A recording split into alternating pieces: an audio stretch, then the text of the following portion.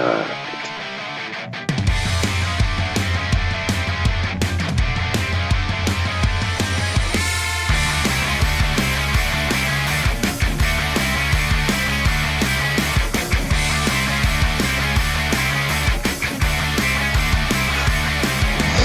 a little frustrating. Every story starts the same way. I'll just do a little bit. Hi there. Happy Wednesday. It's February the 12th, 2020, and I'm Eric, talking at you once again from beautiful Kelowna, British Columbia, Canada, where it seems like people nowadays are willing to do whatever it takes for the environment, except to read a fucking book and learn something about it. Oh, ain't that the truth? How's it going, Gord? Miserable. How you doing, buddy? Oh, just as good as a Ontario public school student. Hi, world. Welcome to What If We're Right. If you're looking for a fair, unbiased, and reliable news source, this is not it. I think unbiased we got covered. Everything else is, I say hi to Mike at Pitlane Parley, the #1 racing and IndyCar podcast on the internet today with the Daytona 500 coming up this Sunday. You want to pay attention to what these guys have to say.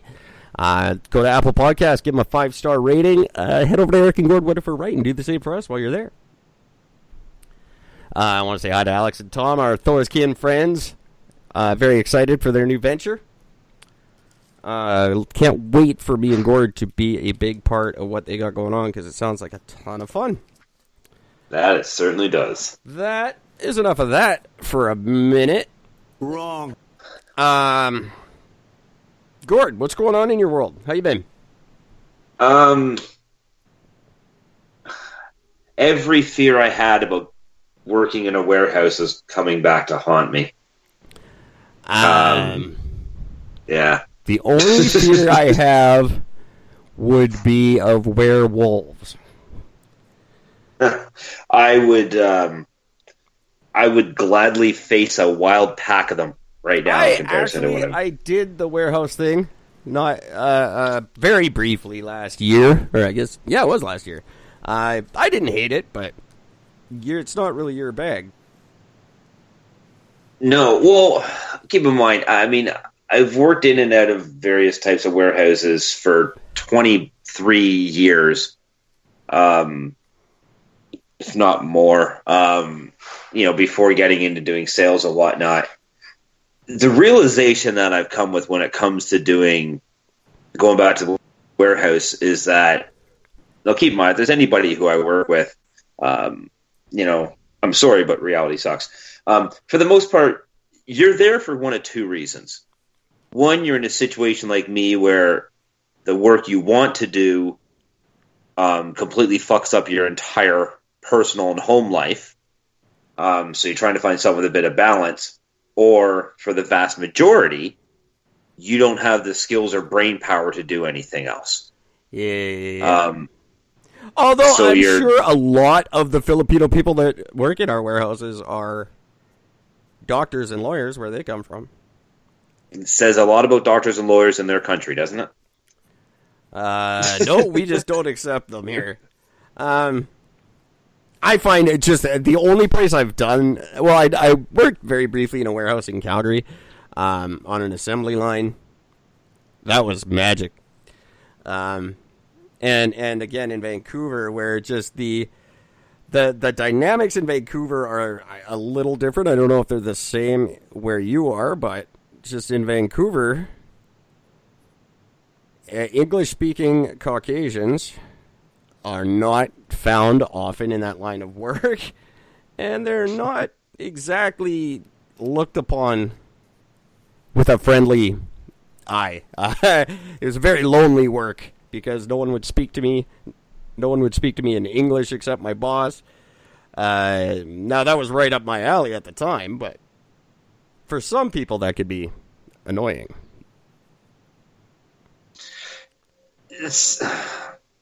The problem that I'm struggling with is that it's the level of stupidity of people in charge is shocking and appalling. Well, you guys will remember I told the story on the air, and it's actually funny. I came across some episodes from this time period because I'm putting together a little compilation for our big finale next month. And I was listening to some bits from when I was working at the auto parts place last year, and there was like 13 aisles and 13 employees, and I revolutionized the system by saying, hey, why don't we all work in an aisle? Instead of crawling all over each other all day, how about we put one person in each aisle, and then we just work together and do it. And they were like, no one had heard of this. It's the biggest auto parts company in the world, and no one had ever suggested this. So I get where you're coming from, is what I'm saying. From the I think the upper echelons of the hierarchy in that sort of employment situation, they don't care. They're not paid to care. They're not paid to be smart. They're just supposed to get whatever their quota is completed, and that's it. That's all they need to worry about.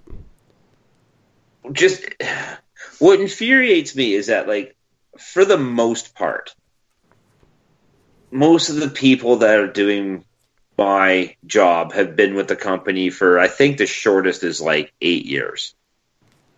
Like, they've been with the company for a long time. I've been there for 2 weeks. Yes. And they're frustrated that I'm not working at the same capacity and speed as the rest of them. Yeah, I can see that.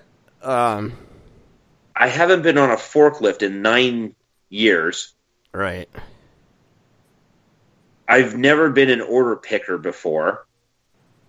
And I suffer from dyslexia of not just words and letters, but with numbers, which I was very upfront with when I got the job.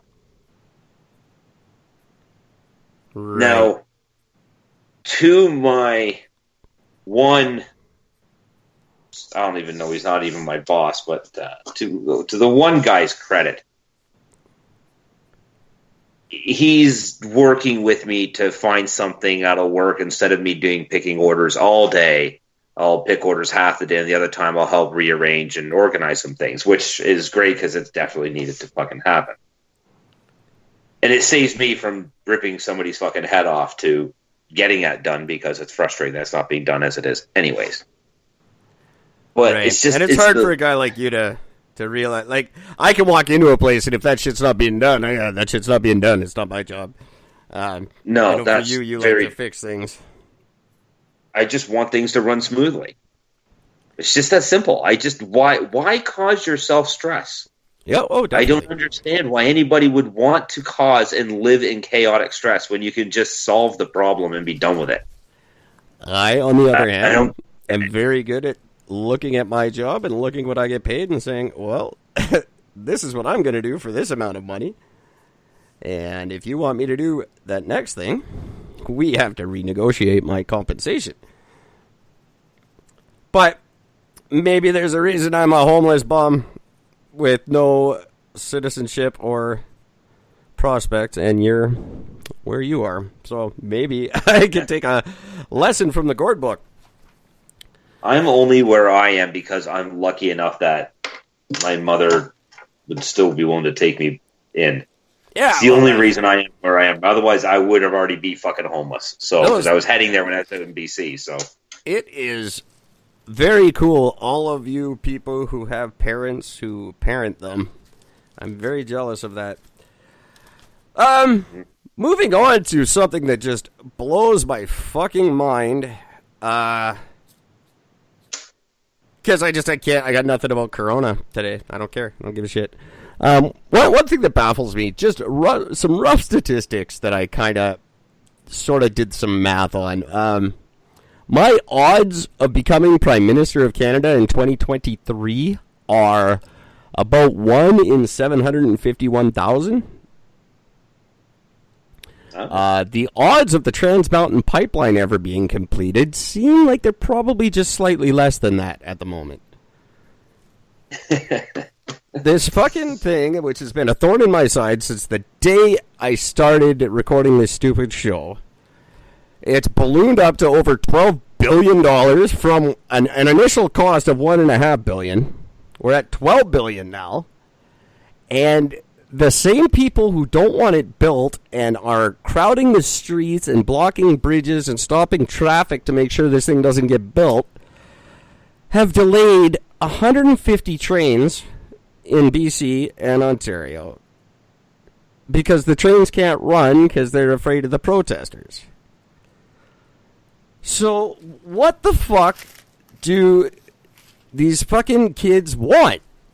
If the oil doesn't go through the pipeline, it's got to go on the fucking train. That's the only way we transport oil. So you're protesting the pipeline by stopping the trains. What the fuck is wrong with these people? Well, ironically enough, since you brought that one up, it turns out that one of the groups that are claiming they're from this particular one of the native... I'm not even going to attempt to pronounce their name, but yeah, they are all standing up and saying these protesters do not speak for us. They are not part of our tribe. They're not part of our band. They're not even that, but they're actually like they've come up and have they as these. I was reading an article earlier today. As these tribe members are talking to these protesters, they're finding out that they're American. They're from outside the province. Yeah, but they're protesting. They're protesting the both sides of it. They're stopping trains to protest pipelines. They don't even understand what they're doing. No, not at all. It's no secret that they're professional protesters and they just go from protest to protest because they're fucking participation trophy grown up fucking. These are 18 and 19-year-old goddamn kids who are on a break from college and want to fuck up people's lives by making a stink about it. But they don't care about what they're protesting. They're just protesting to win a fight. They don't care what fight they're winning. I would imagine half of them don't even know what they're protesting. They're just there to protest. I don't understand why we're allowing this to happen. Well, yes, I do. I know full well why we're allowing this to happen, but it's gotten so ridiculous. It's stifling our economy now. It's our country is now losing a lot of money because of these pricks, and Beard doesn't seem to want to do anything about it. He's not going to trample on anyone's right to protest, whether they're fucking Canadians or have a card in this game or not. John Horgan said he won't step in because as much as it hurts him to see what's going on with 2 fucking goddamn bridges shut down in Vancouver because of this crap, he says, oh no, I can't step in. That's not my job as premier. That's what the courts are for. Where were the courts when you were on the other side of the fucking pipeline, idiot? Last year, this was your fight, and you were the one standing there protesting it until you lost, and then you said, okay, well, the pipeline's going to happen. And fuck. What the hell is wrong with everybody? The same guy... Oh, my God, Gord, you have no idea. Yes, you do. But maybe some people don't. Have just how goddamn frustrating this is to be in the province where this is going on and to have friends that are financially as bad off as I am because they prepared to go work on this thing and they've been sitting there waiting for the green light for 2 goddamn years, and no one is seeing logic here. No one's seeing what's really happening. And these First Nations people are suffering. They're standing up and no one's even listening to them. No one gives a fuck. Not at all. No one on either side of this fight has actually asked them personally, hey, what do you want? That the only native people that protested the pipeline in the beginning were fucking paid by environmental companies. And these ones, they're standing up, and I see them on Twitter, I see them on Facebook, I see them everywhere saying that these people don't represent them. And yet no one is going to ask them what they want. The people affected by it the most aren't being asked what they want to have. I don't get it. I'm so irate right now. Like, environmentalists, do you not understand the benefit to this fucking pipeline? It streamlines all these activities so we don't have trains crashing all over the country. It gets natural gas to China so China can cut their reliance on coal, which is the biggest polluter of the goddamn planet. Coal is still the number one problem. It's not us driving cars. It's coal, mostly in China. If we get them natural gas via this pipeline, they will cut down on that, and the environment will get better. Do the fucking math. How does this not... I don't understand what to do. I blame Leonardo DiCaprio 100% for this crap. I'm fine with that. I still have no proof. I haven't seen him and Greta Thunberg in a room together yet. I have no proof they're not the same person. Yeah, I'm actually starting to wonder that. We've all seen him play a retard once before, so it's not out of the realm of possibility that he just was playing a retarded girl this time. I don't know. I'm in such a fucking foul mood that right now I was saddened to hear that there was a near-miss asteroid coming up this weekend that is just over 1 kilometer wide, which is just big enough to fuck the planet up a little bit, and I was so sad to hear it's going to miss us. Yeah. It's never going to happen. I'm convinced of that. Until we can figure out how big these fucking things are, we're never going to figure out definitively when one's going to hit us. They keep saying, it could be 30 meters, it could be 700 meters.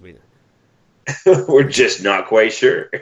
It keeps spinning, we don't know. It's between 30 and 700. What is this going on? I don't know what's happening here. Hey, I go to Audio Burst, ladies and gentlemen. If you're enjoying Eric and Gord and you would like to hear and or read anything about the show, go to audioburst.com. Very cool website that I had no idea we were on, but now it turns out we are. And they do a full transcript of our episodes for you. It's not exactly a good one, but it's there. So check that out, audioburst.com. They do that apparently for free, and apparently I signed us up for it and completely forgot. But it's very cool, and they do little snippets of the episodes. They cut the episodes down into like little 13-minute clips. So if there's something Eric and Gord talked about that you really liked and you want to hear it, go to audioburst.com and check it out. It's actually semi-cool. Interesting. So there you go. Gord, I'm going to... So, pipeline people, I hate you. In case I wasn't clear about that. I just thought I'd make that clear. And what I hate more at the moment is the people who are giving in to these fucking children. We have to just scrape them off and get on with the economy. It's all well and good that we all try to protect our right to protest. That's fine. That's great. I agree that it's a necessity, but when it stands in the way of our country actually progressing in a positive manner, then it's time to push these people off to the side and fucking get to work. I know that's not in our nature, but that is the time. I am going to send Gord a picture and get his opinion on it. Now, this is only a copy, Gord, so I have to wait about a week for the official one to come through. But as I have mentioned on the air for the last couple of days, I have become a chartered member of Dave Daubenmire's Salt and Light Brigade. I'm going to spread the good word because I think everything Coach Dave says is awesome. So, also, I think Gordon and I have a message. Whoops, that's a little blurry. Gordon and I have a message that we would like to spread as well, and I think the way for me to do so, I can't get a good picture of this thing. It has, sorry, this is a live podcast, and I'm doing horribly. I apologize, guys. I should have had this ready beforehand, but I was too busy trying to calculate the odds of me becoming Prime Minister, and it was harder. I actually had to go to a sports gambling website to figure that out. Okay, this has a shadow on it, but at least you can read it. This is actually legit, and I'm just going to send you the photo because I think you'll be quite proud of me. I wanted to announce to everybody on the air, and especially to Gord, that I today... Well, I've been working on it for a little while, but it officially came today, and I have an official one coming in about a week. Jesus Christ, could this take any longer? Apparently. There, it's sent. It's a shadowy, blurry one, but I don't think you could see it. But this is for my new duties. I want to see if Gord sees this. How'd you send it? I messaged, I texted it. I got it. Oh, fuck.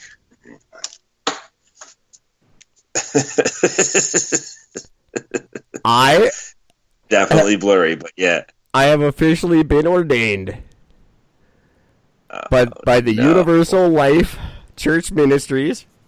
I'm actually sad by that because I was going to do that about 4 years ago.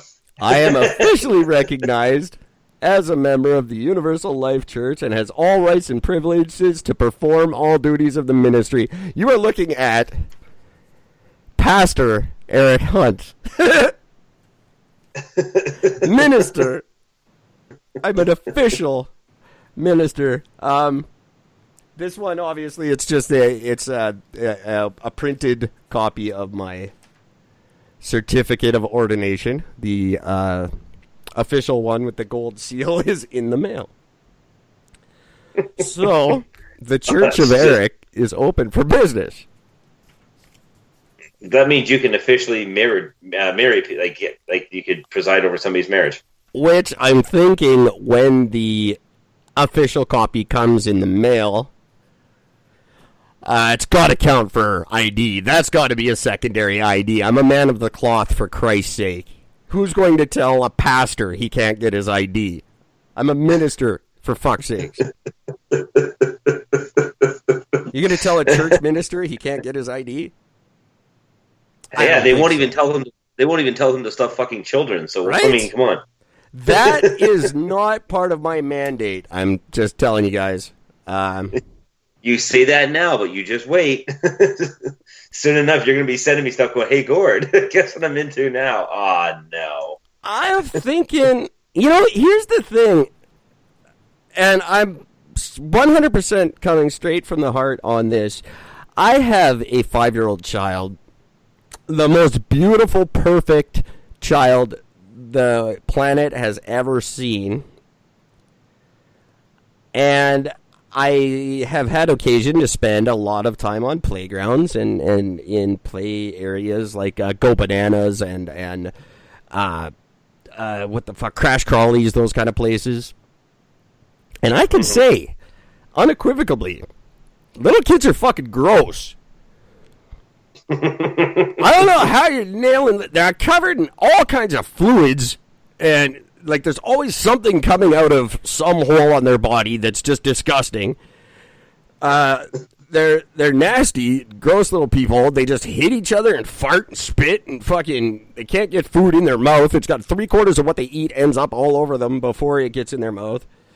I don't see the attraction, and I probably never will. They're gross little people. I'm sorry. Am I supposed to argue this? I can't. In the Church of Eric, the Champion Tree Ministries, which is a fucking thing now. There will be no kid fucking. You got to be at least like probably 14 before anyone in my church even looks at you weird.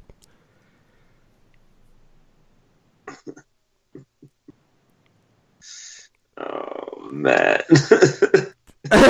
Gord is just too tired to even give a shit. Oh, Gord's so far off a deep end right now of strange things going through his head. No, there will be no kid fucking in this church. There will be no Bible in this church. This is going to be the first official ministry where we do not study the New Testament or take any of the teachings from it. Because it's just not, I don't think it's relevant in today's world. The book's 2,000 years old. I don't even like movies that are like from earlier than the 70s. So why would I read a book that's 2,000 years old?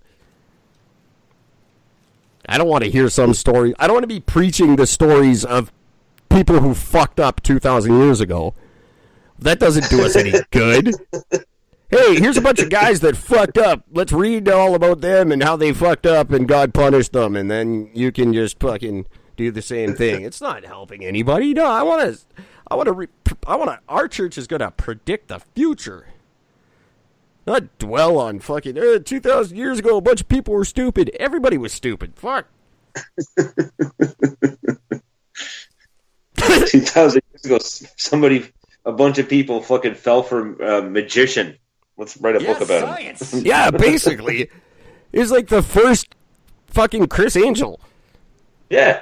Maybe it was Chris Angel. He is the original. Yeah, is that the kind of guy you want to science. follow? I don't think so. I don't want to be out. In 2,000 years from now, we better not be taking the word of Chris fucking Angel. That's all I'm saying.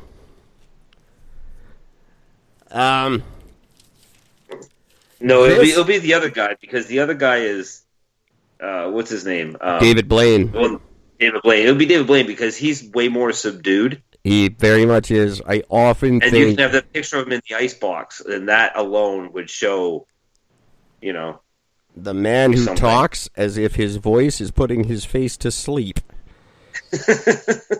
Could you imagine sex with him? That'd be the most boring thing in the world. Can I ever? Probably not, because probably while you're doing it, he's fucking pulling watches out of your ass and... I know I'm having sex with you right now, but I just pulled a watch out of your asshole. Right? It's probably doing all kinds of What time good it is? shit. Do I know how I know what time it is? You just farted, and I just pulled a watch out of your ass. That is amazing. Jokes with me. I wasn't so tired.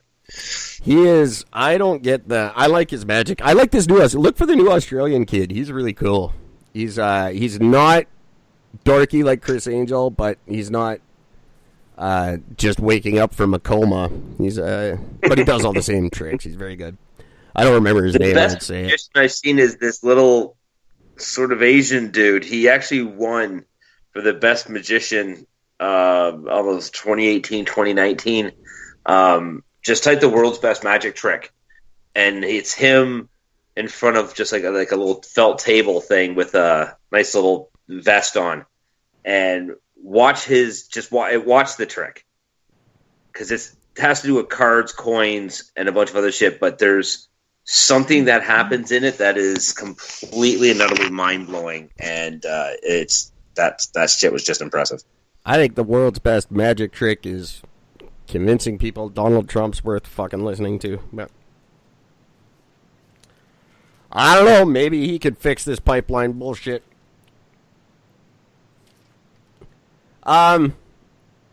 Anybody who wants to help, I guess you guys don't know because I haven't brought it up. I haven't told anybody what exactly is going on. I don't have any identification, and there is no government agency in the province of British Columbia who's willing to vouch for who I am. So I officially, as far as my home province is concerned, I do not exist. Even though they know I do. So who am I doing a podcast with? This is so weird. You were doing a podcast with a... Now, this is... Talk about fucking woke. I am as woke as they come, because as far as the government's concerned, I have no gender. I have no race. I have no income.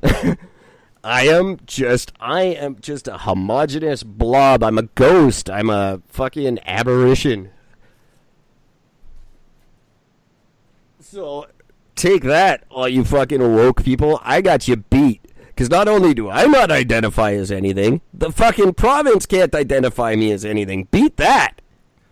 I'm the 59th one, bitches. And I physically, literally can't identify as anything. So I got y'all beat. I'm having my own parade this year. I will organize that. Cool. Thanks. And we'll just play Pearl Jam. I'm alive the whole time. No. No, hey, we better than the will new not. song. That's a great song. Hey, speaking of which, I have to say I gave Dance of the Clairvoyants a chance again about 2 days ago, and it's growing on me. My initial criticism was a little harsh. So I'm warming up to it. I'm very much looking forward to the rest of the album. Just saying. Well, bless you, because it keeps coming up on the radio, and the worst thing is every time they do play it on the radio, it's always they would play one of like an older Pearl Jam song, and then they'll play that one. It's just like, oh, oh, this is just such crap. Well, see, we're crossing over because you said it was pretty good the last time. No, I didn't. Yeah, you did. When I heard the new song, Yeah. no, I said I hated no. it. You said you didn't because you weren't a fan. Anyway, No, I think you need to go back and listen to that. So I'm pretty sure I didn't like it because as soon as I heard it, I'm like, "What the fuck is this? It's weird." it's growing on me. I thought it just wasn't what I expected. But now that I listen a little closer, it's pretty not terrible. Just different. Their stuff's always different, and it took a while to grow on me. But check it out. That comes out next month, I believe. I could be wrong. It could be May, but I think it was March. The new record and the tour, which has 4 dates in Ontario and none anywhere else in Canada. Thanks, fuckers.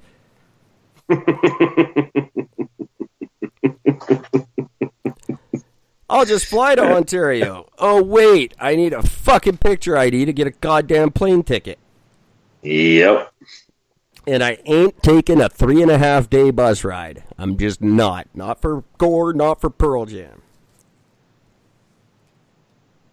And I don't then even know how that works. A train ticket will cost you more than a plane ticket.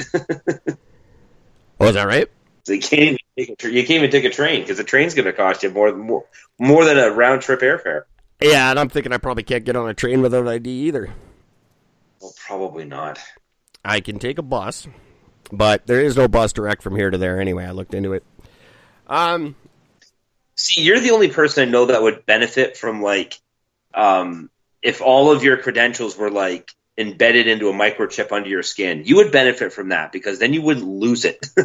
Well, I only lost it the one time. I just haven't been able to replace it since then. And I didn't lose it. I know exactly where it went. I just wasn't allowed to beat the shit out of the kid who took it because I would have lost my job. Which you ended up losing anyways, didn't you? I did indeed. And there is a lot of, hey, what would I do had I known I was going to lose that job in June? There's a whole bunch of things I would have done differently had I known I was going to lose that job anyway. Yeah, ain't that the truth? Yeah. And one of them would have been not fuck a fatty, because I nailed the hot French chick literally less than a month later. All I had to do was hold out for less than a month. Nope. Had to nail the psycho fatty and ruin my goddamn job. That is just true. And that sucks. Yes, science. This is a fun episode. If you guys want to help me and Gord cheer up, a really good way to do that would be to go to ericandgord.world and buy yourself a t-shirt. $27. There are 2 different styles. You can look at them at ericandgord.world. They come in 5 sizes for men and 5 sizes for the ladies. Everyone else, you're going to have to pick one of the 2. That's all we got. But you don't have to identify as a male or female. You just got to buy the shirt that you think would fit you the best. There's only the 2 options. I can't make 58 different T-shirts. 5-day delivery time. There's about 10 different colors you can choose from. Blue, there's a bunch of blues and some grays and some. There's a white and a red and a black and a couple of different reds. They're all very nice. $27, 5-day delivery time. You can pay via PayPal. Order many, 6 or more, and you get a big fat discount. But ericandgord.world, buy a shirt. We would like that. We would love that. This podcast is now once again my only source of income. And I was raking it in last year. It's been really fun going over the episodes. You know what's great, Gord? I gotta say, and for our listeners, please go back to anything from 2018 and listen to Gord talk about produce and working in the grocery store. Man, have things changed. I remember how much you enjoyed that.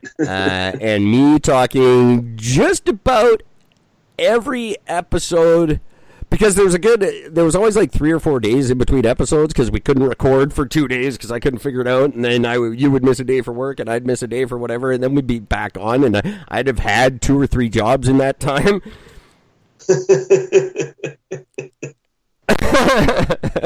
It's great to go back and reflect on those. We've had some very, very interesting times. There's no getting around it. I was listening to a story where actually the warehouse I worked in, no, it was just prior to that when I was working for the security company, and in my first 7 days of work, I missed 2, I was late for 3, and I went home early once or something like that. It was just fucking brilliant. This show is a very interesting document of our lives. And the best part is all the episodes while I was on the street recording and saying I would edit out this conversation, and then it's clearly on the episode before we start. That's where the running gag came from. Yeah, I should go back and edit some of that, though. Well, I guess it doesn't matter now, but some of it could have been incriminating at the time. Yeah, we were, yeah. Not so much now. But very fun. Go back and listen to the archives. If these live episodes just aren't curling your toes, they will. They will get better. We have an amazing guest coming up. We said tomorrow, and that's tentative. It may not be tomorrow, but I will keep you guys posted. We have Roger Nygard of Trekkies fame, one of my all-time favorite documentaries. I can't believe this guy reached out and wanted to be on our show because I love that movie. I've never told anybody that, but I really did enjoy the film. Curb Your Enthusiasm fans. There's no getting around it. He's won Emmys for a lot of his work, including Curb Your Enthusiasm, the Julia Louis-Dreyfus show Veep.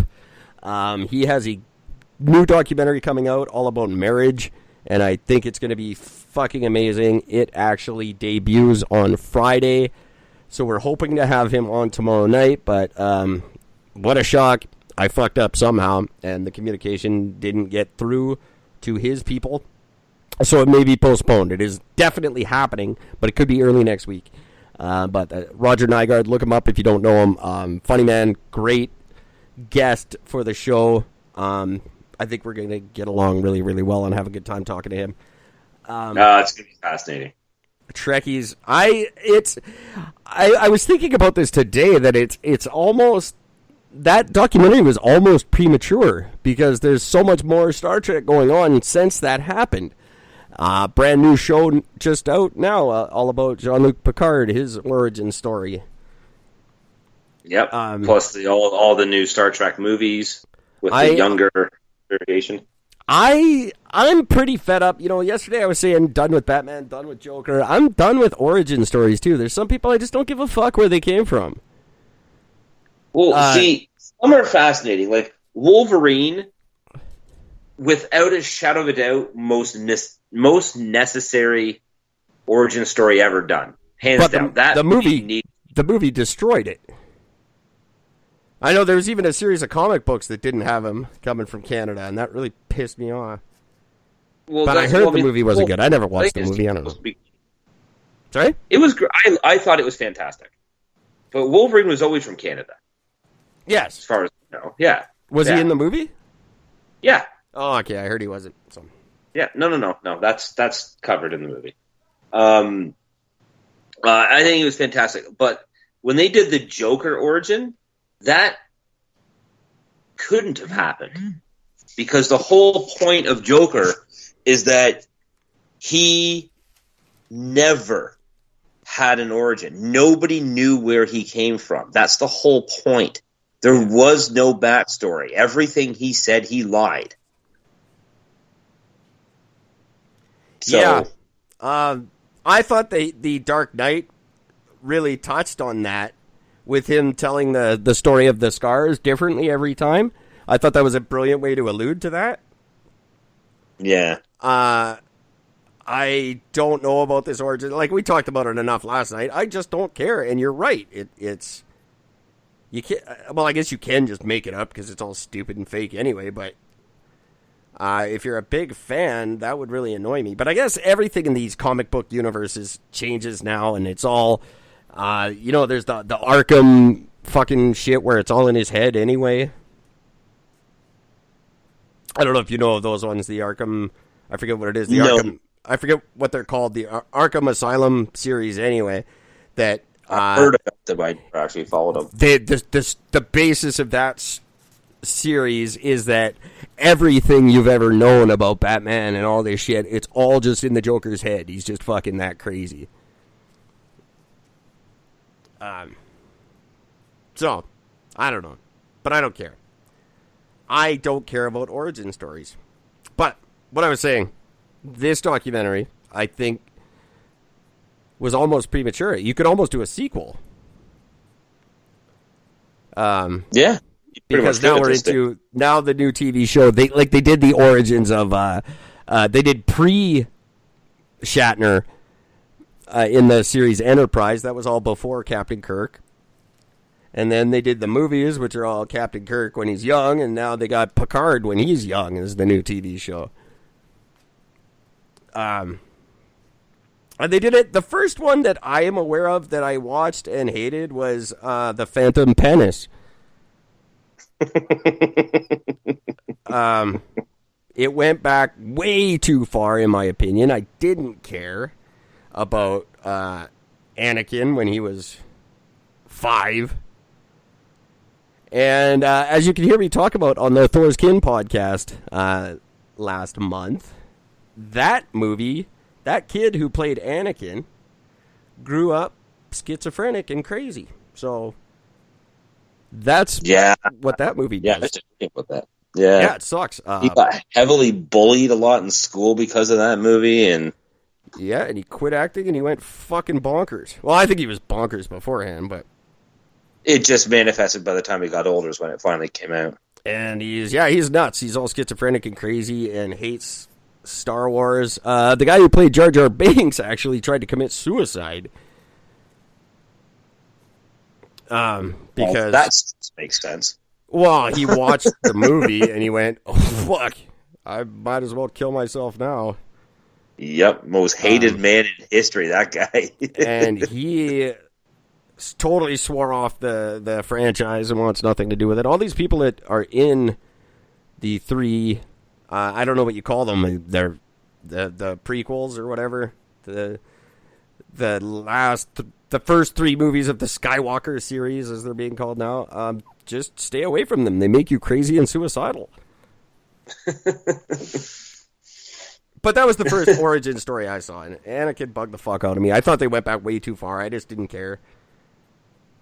And there's no need to go back to his super young childhood. No, they could have started on the 3rd one and built from there, in my opinion. Like they could have touched down on his childhood in like a 5-second clip. Hey, look, Yeah. he was born. Now he's a young man. You were born, and then some fucked up shit happened, and then you were evil. Like they did with Bane. They summed up Bane's whole fucking, or the chick that you thought it was Bane was the little kid, but it turned out to be that chick in the Batman movie. In the thing, they did that all in like a 5-second fucking montage. That's all you needed for Darth Vader. The story of that chick was way more interesting, and that was literally like 5 seconds. They flashed back, they saw the people get attacked, and then Bane protected her, and then she stabbed Batman. Like, you could do it so much better than 3 fucking movies to figure out why he can't breathe good.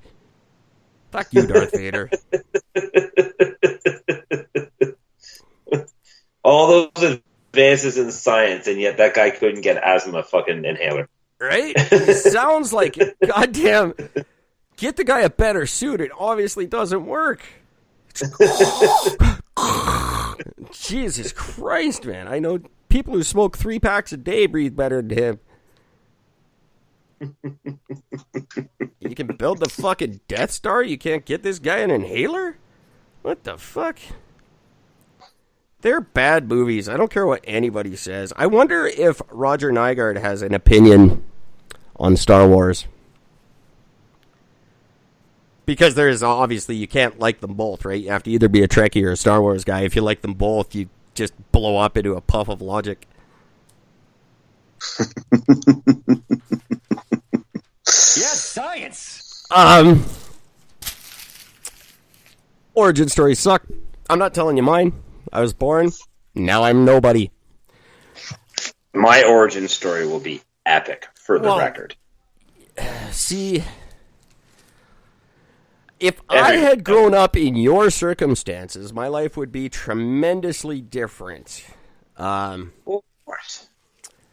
If I grew up in a cemetery, I think probably the town of Milton wouldn't exist. Oh, trust me, I tried to burn it down.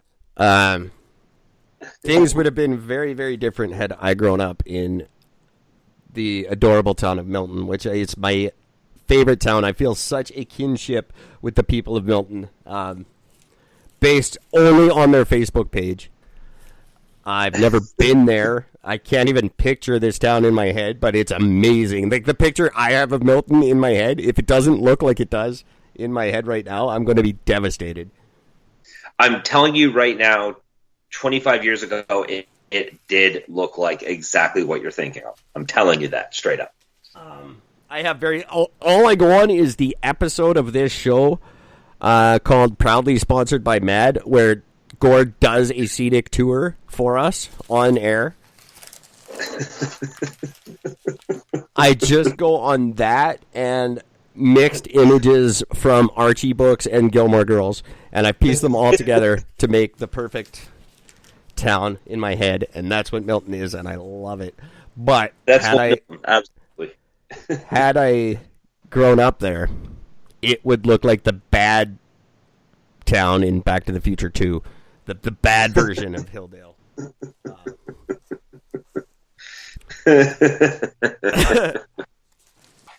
You know, Eric, not really speaking of this, but we've all had the horrible ex in our lives, the horrible ex person, right? I still have them. Friend. Yes, well, don't most of us all. Well, apparently, a blood pressure drug that is available in the market now can actually help ease the painful memory of an ex. I'm telling you this because a Montreal researcher has found a way to take the emotional sting out of a bad breakup by editing memories using therapy and a beta blocker. Yeah, I saw that movie, and I loved it. It's a great movie, even with the chick from Titanic. It's the only thing I've ever liked her in, but this never goes well. Eternal Sunshine of a Spotless Mind. That is right. That is literally exactly what it's being compared to. But basically he says that you can edit things out, and with the use of therapy and this drug, you can ease the pains of this. And I'm just forget the movie for a second, but the only thing I'm thinking of is all that means is that people are just going to keep getting back together with their exes because they're just going to remember the happy times. And that was that was the big conundrum in. There's another movie called The Vow that's an awesome Valentine's Day movie. If you guys want to watch it, I highly recommend it. It's got Channing Tatum and Rachel McAdams. I would make out with either of them in this movie. And they're in a horrible car accident. They're engaged. They're in a horrible car accident. She gets amnesia. And then they break up or whatever because she doesn't remember him after the accident. And then they don't get back together in the end. She doesn't fall for him in the end, which is what I really liked. But that's the big question. Like, if you erased our memories, would we still like that person? Would we get back together with that person? Would whatever attracted us to them in the first place attract us again? That's the point. Well, I don't know, because a lot of my relationships were just based on circumstance. It was like, okay, well, you're here, so let's do this thing. Yeah, very true. I wonder, it's a very interesting question. I don't like it. I'm not ready to start messing with our brains. Now, when I die, or if I'm about to die, yes, I want medical science community, please listen, put my brain in something where it can still function and I'm alive. Like, if you got to put me in a computer or in a Roomba, whatever you got to do to keep me alive, do that. I'm good with that. But I have the opposite of a do not resuscitate. I have an always resuscitate, save what you can policy. If I'm just a lung and an eye in a jar, fucking do that. We'll figure it out. But until I'm ready to die, I don't think we should mess with the brain. We don't know enough about the brain to go fucking poking around in there. Now, what about the idea of you still remember everything, good and bad, but the difference is it suppresses the emotion attached to it? Now, you talked about this guy. We have an episode about this guy who has no emotional attachment to memory. Remember? It's a specific way of life. That was a phenomenal thing I listened to. Stoic. We talked about this guy. Yeah, I don't think that's a good thing. We'd start fucking with the emotion. Everything we do is based on our emotional memory. That's now I like the idea. Like, if I could try pizza again for the first time every day, that would be fucking amazing. But I don't know. Unless you have a shitty place. But I don't know, like, if we have no emotional memory to, I don't remember why I don't like getting hit by cars. That kind of shit is probably bad. I don't want to have to deal with that. Well, no, I mean, that's the thing, though. If you're able to pick and choose, like, I think, well, again, good and bad with this. Well, if you were to take, like, a woman who was, like, say, like, brutally raped in the past, if she could eliminate that sting of how brutal it sort of was, so it's not as painful to relive if the memory were to come back again, it would make life a little bit easier. But then again, would that make life easier, or would it make her just more apt to cross paths with her rapist and get raped again? Like, that would suck. That would have made Groundhog Day a totally different movie if every day Bill Murray just got brutally raped in an alley. he's getting every morning he just wakes up all happy singing that song, "Hey, campers, rise and shine." And then he just gets fucking beaten and raped in an alley. Should have bought insurance from that guy, huh, Bill? Instead of fucking punching his fucking head off. Bing! Oh, shit. Funny. I'm sorry, Bill Murray. Not to anybody else, just to Bill Murray. I apologize. That's offensive to him. No, it's not really offensive. Just don't make that movie. That would suck. I don't know about this. I don't think we should mess with our brains. Over 400 people have undergone for the therapy, like, do this with the therapy and done between two of them. And they're sitting at about 70% of patients found relief within a few sessions. For now. For now. This stuff always... Read a fucking Stephen King book, dude. This shit doesn't happen overnight, but those guys, something bad's gonna happen. The cat comes back and it's all fucked, and then you do the same thing with your kid, and he wants to kill your neighbor. Don't fuck with things. I don't think we're ready to mess with. Someone's gonna end up like Lawnmower Man. Or for those of you who need a more current reference, Lucy, or what was that one with the Bradley Cooper? Mind, whatever. Yeah. Shit. The pill one? The pill one with Bradley Cooper. The Limitless. Yeah. You mess with the brain, it always ends badly. Always. Yep. Oh my god, they even make reference to the Groundhog Day thing in this fucking movie, in this fucking article, too. Oh, really? They actually,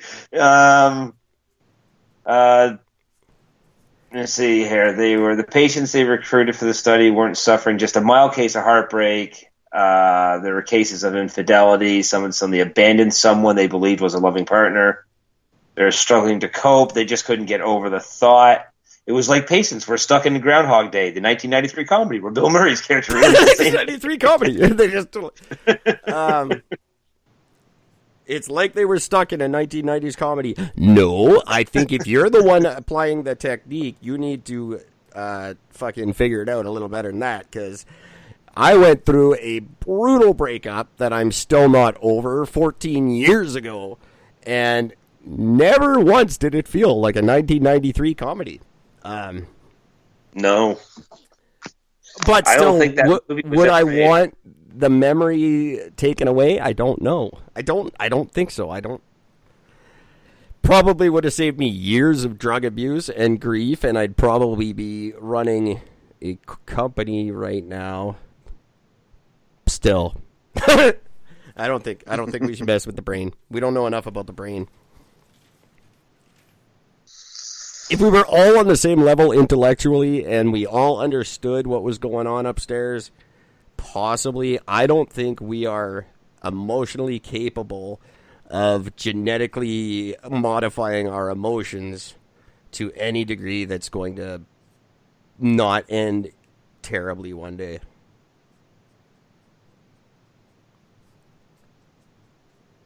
And that was a whole bunch of dead air. I know Gord's just thinking. I was in thought for a second there, but yeah. I don't think we should fuck with our noodle. That's another right. I want to bring that up to Roger too. I got all kinds of fucking sci-fi questions for Roger Nygaard. I hope like Trekkies wasn't the be all end all of his thing, and then he doesn't give a crap about any of that shit, because that's all I'm asking him.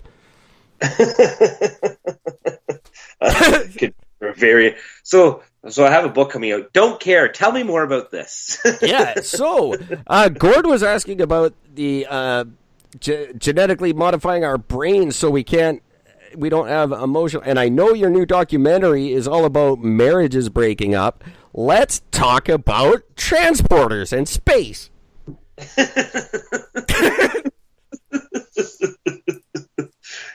What's your thoughts on the fact that NASA can't figure out the size of an asteroid? Yeah, how do we fucking think they can split an atom and all that shit? Fuck you, you can... All this molecular shit going on in Switzerland, fuck you, you can't tell me the size of an asteroid. I think you're splitting an atom in half.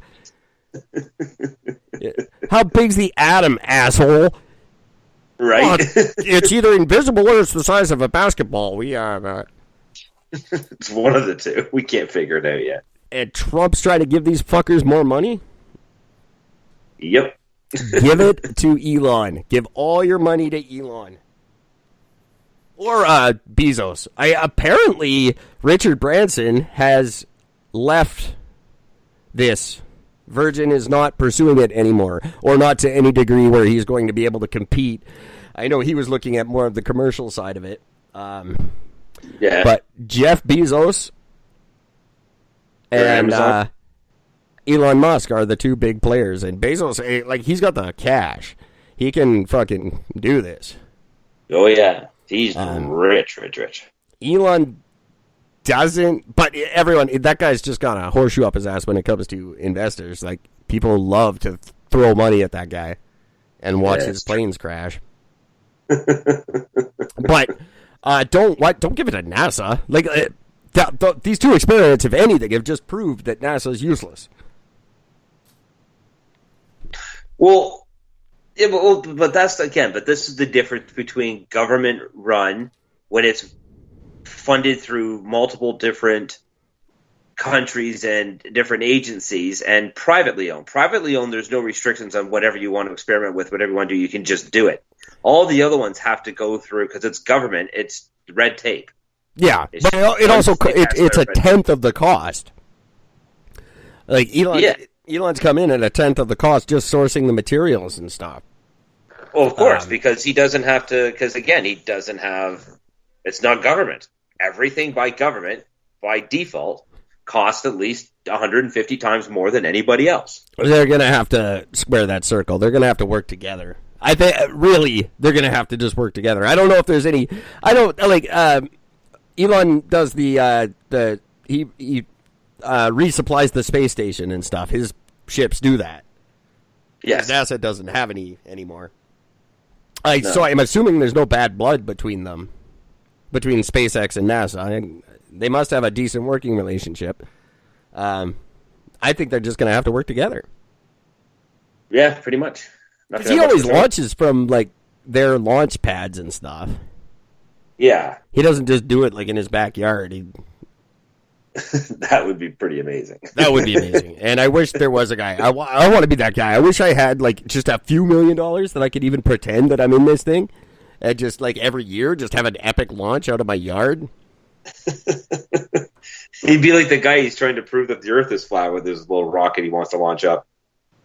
Yeah, it's funny how those never work. And there's they had a new expedition to Antarctica that's now been derailed because something with the Australian fires or whatever. Fucking, like, there's always some reason why they can't just go to Antarctica and figure it out. Like, every year there's some expedition going, and every year it never fucking happens.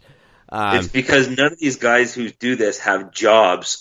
Or it does happen, and then it proves them completely wrong, and then they can't release the footage because it shows exactly the truth. I can't believe these motherfuckers exist in the world, and they all have ID. Well, I have another one for you that I bet you can't exist. That all right, exists. I like keep bringing the science. I like the science. Yes, science. Well, I'm not sure if this would be science necessarily. It's just something. Everything's science. So, Louisiana. Oh God, okay, it's not science. No.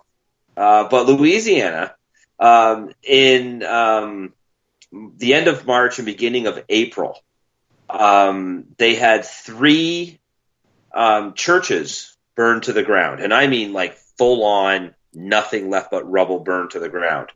All done at like overnight, like a midnight sort of thing. So like nobody was ever hurt. There's no deaths or anything else, but total mass destruction on all of them. Well, they've caught the guy who did it. And God? He's a 22-year-old guy, and he fully admits to it, because the whole reason he did it was to raise his profile as a black metal musician. Yeah, but no, as an ordained minister. Uh-huh. Speaking as an ordained minister of the Universal Life Church Ministries, the whole reason he did it was because that's what God intended. No, not at all. Yeah, everything is because that's what God intended. So you have to forgive him and get on with it. And I hope his band does well. This is the one thing that really disappoints about this. They give the kid's name, it's Holden Matthews. He's 22. He talks about why he did it. They do references to the other black metal musicians and black metal fans who have burned churches all over the world in the name of black metal. But yet they never mention his band name, and I'm so disappointed by that because I really think they should. Well, that's just like we don't mention the meathead on the plane who Ended up getting basically exactly what he wanted because he's famous as shit. It's still you can't if it's in the name of the church, then it's God's will. God, you can't argue it. As a church person, you can't. It's all God's will. So there's a message behind these churches burning, and you got to look into your church and what the people in your church do because God wanted that church burned. That's just how it fucking works. So good luck, Holden, and I hope your band does well. Definitely change your name because you don't want like a Holden Matthews and people think you're Dave Matthews and then you suck. But I good luck to you and your band. I hope this works out for you. And everybody who may have been affected by this, forgive him. You don't have a choice. That's your whole deal. This thing mentioned it somewhere. I gotta find it. I know where is it. Somewhere in this article had mentioned it. I'm like, oh, I've got to see it. Oh, there it is.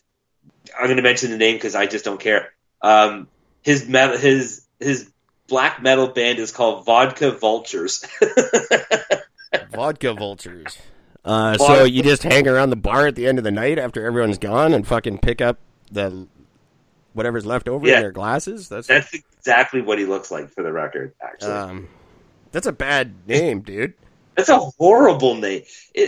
What are you thinking? Vodka vultures are not a cool thing. That's dumb. Oh, I'm so disappointed. You did such a massive act for the whole industry. This is the band name you picked. Oh, you're a fucking... Okay, fuck you. You're a loser. Vodka vultures. Like, vultures just pick up the scraps. Like, you go to people's fucking just suck the ice cubes in the bottom of their glass. Pretty much. I mean, Jesus. No, something else happened. This is international news, by the way, Eric. Happened over New Delhi. There was a denim factory that had caught fire. Shocking. Right? Now, I mean, the whole place got straight up gutted, burned. It's just everything's fucking melted. But the weird thing is, and I'm trying not to laugh because this is legit fucking horrible. Tragic. Now, nothing about this. Apparently, nobody died, which I find shocking as all hell.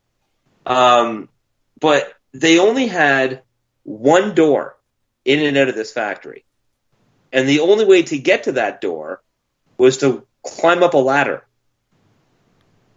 That's a sketchy factory.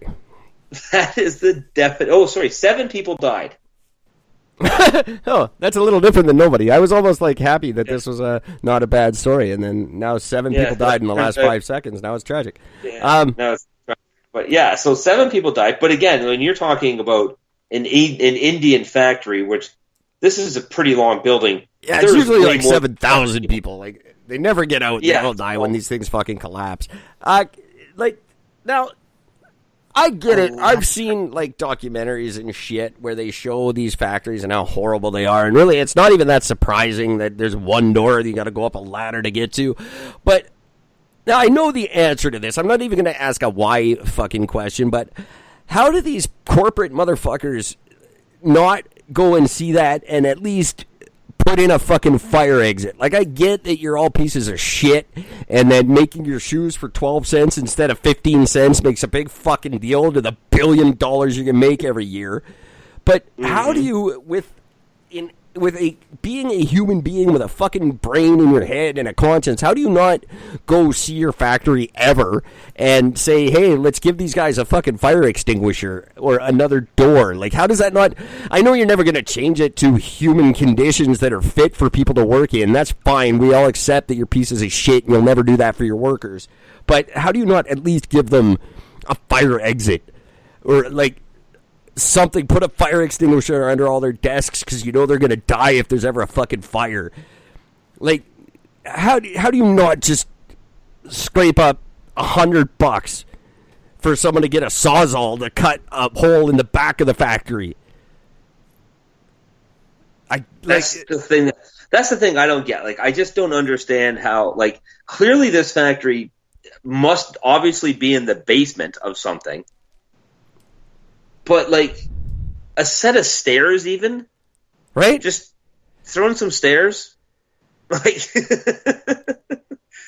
why a ladder? Like, that's just so bad. Does it say who they made the jeans for? Well, usually it's more than one company. It's like several companies, but is there? This one here, the company is called Nandin Denim. Yeah, but who do they make jeans for? They're not making jeans for Indians. Actually, it's always fucking Hilfiger or something. Nike, not Nike, was the Levi's or Hilfigers or something. Some motherfucker who's got way too much money and doesn't even know India exists. Oh, here we go. Ann Taylor, Target, Zara, Bull and Bear said they are not customers and don't have it. No, so they don't have it. Target said it's working to get its name off their website. So they are. These companies are kind of. Yeah, Target said, listen to that quote. Listen to what Gord just said, okay, listener? Target's working to get their name off the company's website. Not Target's denying involvement. Not Target is saying they had nothing to do with this. Just Target is working to get their name off their website. You missed the first part. Target said they are not customers and don't have a relationship, and they are working to get its name off their website and out of their annual reports.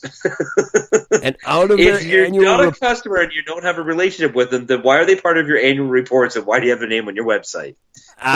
See? Fuck you, Target. I'm glad you failed in Canada. I want Zeller's back. I don't want Zeller's back. I don't care. Put something else there. Now, the good news. Put a jeans factory there. Let's turn all the old Zeller stores into jeans factories where people can make $10 an hour and not fucking die. Well, and you still make $1 billion. You just charge an extra $10 for your jeans, you fucking idiots. You could actually have standards and have places that don't collapse and burn. And all you got to do is charge $10 more. And if someone's stupid enough to pay $200 for a pair of jeans, they're stupid enough to pay $210. So fucking figure it out. You literally just said pay somebody $10 an hour. Right now, these guys are being paid 35 cents an hour. Exactly. Which means, think about what that cost has just gone up that they're losing on. No, the cost of jeans would be $2,000 easy for a pair of jeans in order. It doesn't have to be. That's just the corporate guys set the prices. They've got nothing to do on what they pay the workers. Fucking disgusting how these people get treated in mostly India, but in countries all over the world where these fucking factories exist, and these people go to work for 35 cents an hour. Mm-hmm. 35 cents an hour. I'm turning down jobs that are less than $25 an hour, right? I don't even look at jobs that are less than $25 an hour. They don't register. No. I took a beta blocker that blocks anything under that out of my brain. I have no memory of seeing those postings. Nandid Demon has agreed to pay the families of those killed a reported $14,000 each. Well, goody. I hope that $14,000. How much was your kid worth? Yeah, $14,000 for 7 people. My kid's worth a lot more than $14,000. I'll tell you that much. That's the part of the world that just fucking drives me nuts. How do you, in good conscience, do this? How do you operate a company and smile and wave to your fucking investors and just walk around being rich on whatever beach you're at, not listening to my show right now, and fucking like sleep at night knowing that this could happen? And even if it never happens in your factory, it could, and it happens every year. One of them collapses, or one of them catches fire, or one of them, there's always, every year, at least one this happens to. Something like this. And 7, that's a good number. Not for the 7 families. I'm sorry to you guys, that fucking sucks, but usually it's thousands. Or at the very least, like hundreds. 7 is pretty fucking amazing. But I don't understand how you run a big company, whether it's Target or anything. Go to a mall, and any one of those fucking names in that mall, they get their shit from one of these companies. And I think it's disgusting, and I don't think we should endorse them by buying their shit, but you're never going to talk people out of it. No, you're right. I don't know how we endorse. We say this is okay every year. By buying their products, we automatically say that these practices are okay, and we're fine with them. It's fucking horrible. It's the worst part of our society. We could talk about crime and how we treat people in Canada. The worst racist offenses in Canada aren't as bad as what we're doing to people in other countries just so we can have nice shit.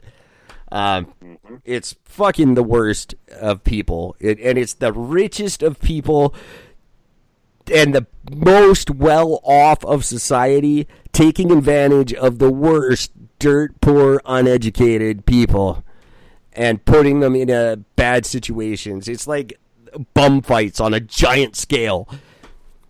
We just take the most vulnerable people, and when they die in some horrible tragedy, we give them $14,000 and fucking move on and build another factory and get another 1,000 of them who are uneducated and poor and throw them in this factory and just keep going. We just keep going. Yeah, that's it. My fucking God! I guarantee so you, mad. as soon as this place went up in flames, as soon as they said the building, the factory just started up in flames. Yeah, man, it's up in flames. Okay, where are we opening up the next one? Yeah, I guarantee the fire wasn't even out. They're already okay. Where are we opening up the next one? We got to get this shit going. What can you salvage? How many sewing machines can you salvage? Get the fucking people who didn't die to carry their sewing machine to their new desk. Fuck you. I don't even know where my jeans are from, but I'm burning them tonight in protest.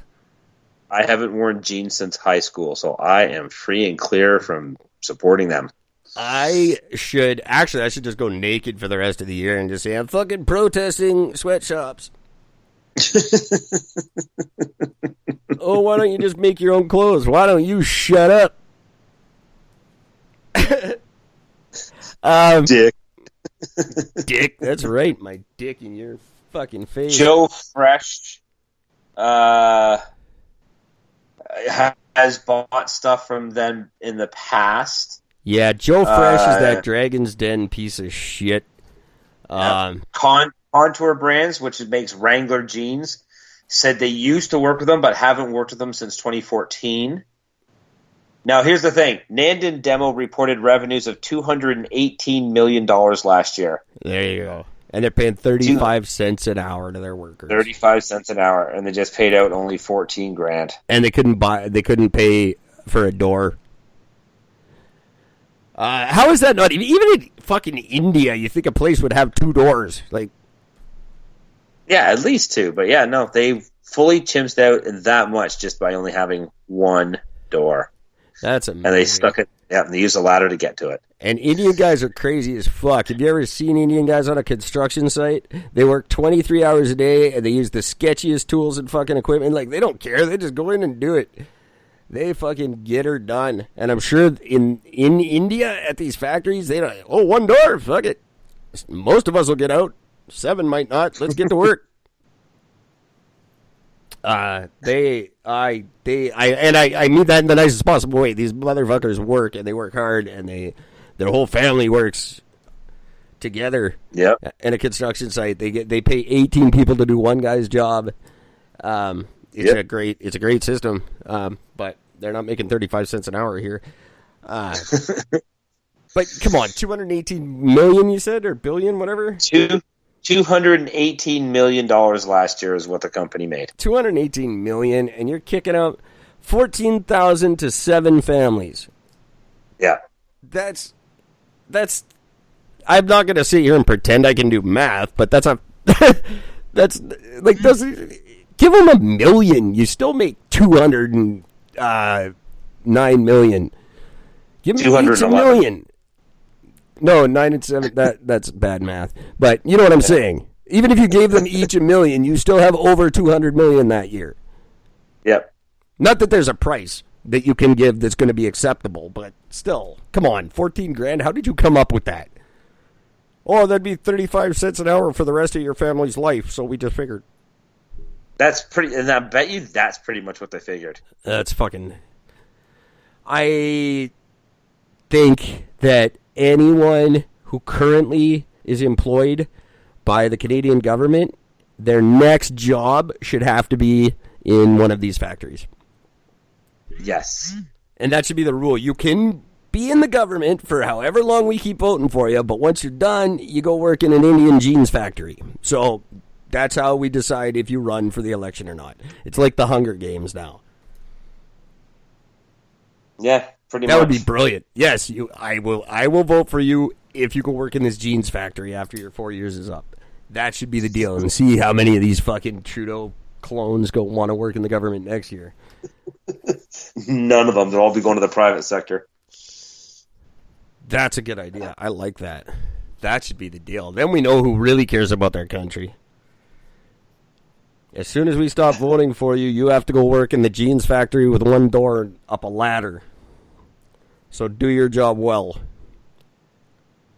They would do better if that was the deal, I think. All right, kids. I don't know. Gord, do you want to call her a night? Yeah, I just want to mention one thing before I do, though. I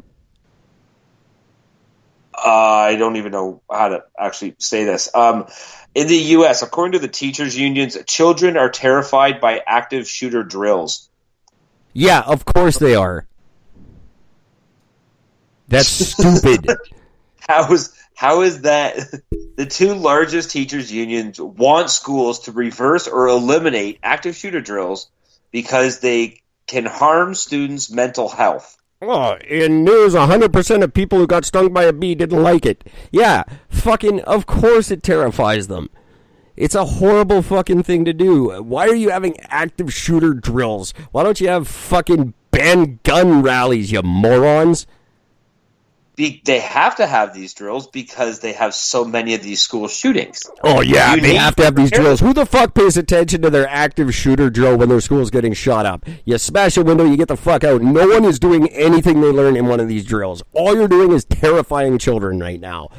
Fucking do your jobs and teach math and shit. Stop coming up with ideas. You're teachers. You're not supposed to have ideas. Read from books. Teach your kids. They don't need fucking shooter drills. What good does that do? You're not learning anything in a fucking shooter drill. This is why unions should not exist. Don't get shot. There's your shooter drill. You can sum it up at the first day of school every year. Hey, kids, with the guy with the guns coming, go the other way. There's your fucking shooter drill. That's all you need. In the meantime, go work on getting guns out of your fucking country, you retards. Of course it terrifies kids. Everything terrifies kids. Kids are scared of everything. You know why? Because they're fucking kids. Stop scaring them. They don't need to know that the world's a shitty fucking place and someone's going to come shoot them. How do kids have to go to bed with that in their head every night? Why are you telling them anything? Do your jobs. Fucking god damn it. Oh, we got to teach them about sex. No, you don't. They're 5. Leave them alone. They don't need to know about sex until they're... Well, it's America, so at least 12, but fucking... We don't need to teach them this stuff. Let kids be kids. The odds of them getting shot in school would be a lot less if you'd go deal with the fucking problem. Jesus Christ. Why do we have active shooter drills? Why do you... let's have Catholic priests are going to rape you drills every month in school, too. Oh, this is what you do if a Catholic priest is in the hallway trying to rape you, and this is what you do if there's a shooter, and this is what you do if you're on a Greyhound bus and someone chops your head off and eats your fucking eye. No, shut up, they're kids. They don't need to know. Just solve the fucking problem.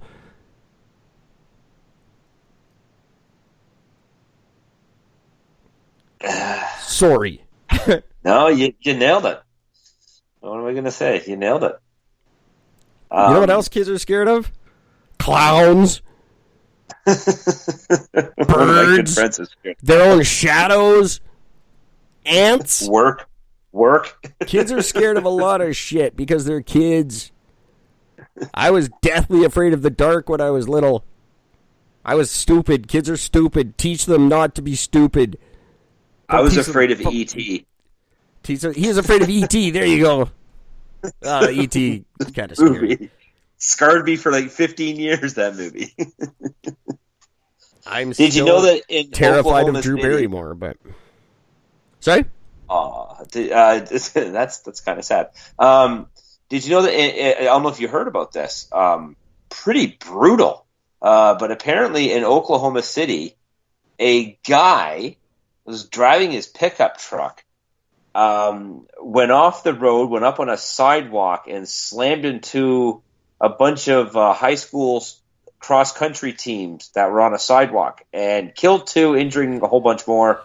I did hear about this, and it made me... He was doing 79 miles an hour in a 25-mile-an-hour zone. I did hear about it, and it made me think back. I was like, why are these kids on the street? And then I remember like the odd time where we had to do track and shit. We'd go running on the block and stuff, and it never crossed my mind, really, that was a possibility when I was in the heart of it. It's weird. I don't know what... Now, the guy was speeding, and he's an idiot, and whatever. He's Oklahoma. What do you expect? Yeah. But now the I don't guy... know what to think. Like, it's such a freak occurrence. And again, what do? Do we just, okay, we can't have track and field anymore? We can't have cross-country? But here's what's fucked up. The guy who did it, his 28-year-old son was killed in an auto accident the day before. Well, he probably shouldn't have been out driving then. Probably. The blood alcohol tests are still pending. He remains in jail on a $1.2 million bond. He's pleaded not guilty. I don't understand how you can. Well, obviously he was going to go not criminally responsible because he was emotional over his son, and he's going to get off on it too, the motherfucker, because everybody's not criminally responsible. Nobody's responsible for anything anymore. Yeah. I don't know what do you do in that situation? Fry the guy, hopefully, but he's going to walk. Do you just now we cancel? No, we can't do that either because it's worse than dodgeball, and we can't do dodgeball, so we sure can't do fucking cross country. Because Dodge truck way harder than dodgeball. I've never tried Dodge traffic, but I guarantee it sucks a lot more than dodgeball when you get tagged. But what do you do? I don't know. You can't just completely cancel everything because of the odds of a freak accident. No, I don't think I don't think that's even going to be a thing. This guy's going to get off on it. Now, I'm hoping it was an accident. Maybe it wasn't. Maybe he was so mad about his son he wanted to go kill some kids. Weirder shit has happened, especially in the States. According to, I don't know, some guy, he said that he was... I don't want to get into who this dude is because I just don't care enough. But according to some guy. And that's the kind of quality news reporting you get from Eric and Gord. Fine. The guy who was babysitting his grandson said that he was talking to himself looking for his phone. And all he said was, "I just lost." And so apparently he looked down as he was coming around a corner. He looked down to try to find his phone and lost control or something like that. I don't know. It's just It's a weird statement. Well, even then, they should get him on distracted driving for sure. Get him on something. Yeah. Just get him on something. Don't let him be not criminally responsible for this. I hate that shit. Yeah. Don't allow distress. If you were that distressed, you shouldn't have been behind the vehicle. Regardless of anything, you should not have been behind the vehicle. And your kid was just killed, and you literally went around 24 hours later, you go and kill a bunch more kids. Right. And now you can take a pill and not remember it. So great. Yeah, great. So he'll just keep fucking doing that again. Wow. So, there you go. There's a happy note to end on. I'm going to let Gord sleep because I want him in good shape for tomorrow.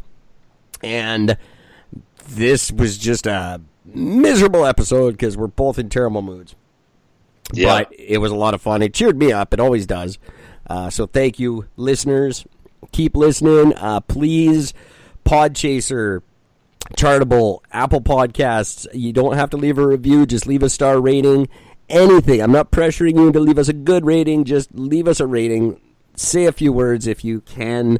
Visit our website and say a few words. Just say a hello or fuck you or whatever you want. It would mean the world to us. emails can go to eric@ericandgord.world. There's also a little button on the right-hand side of our website where you can just click on it and record a 5-minute message to us. Anything you want to say about anything we talk about on the show, anything you think we should talk about, stuff that has nothing to do with us, say hi to your parents on the other side of the world and we'll play the message for them. Anything you want. Just record it at ericandgord.world. In the meantime, hashtag easiest thing in the world. Take care of each other. It's just, I don't care. Whatever. I'm going to go out on this. I don't care. It doesn't matter.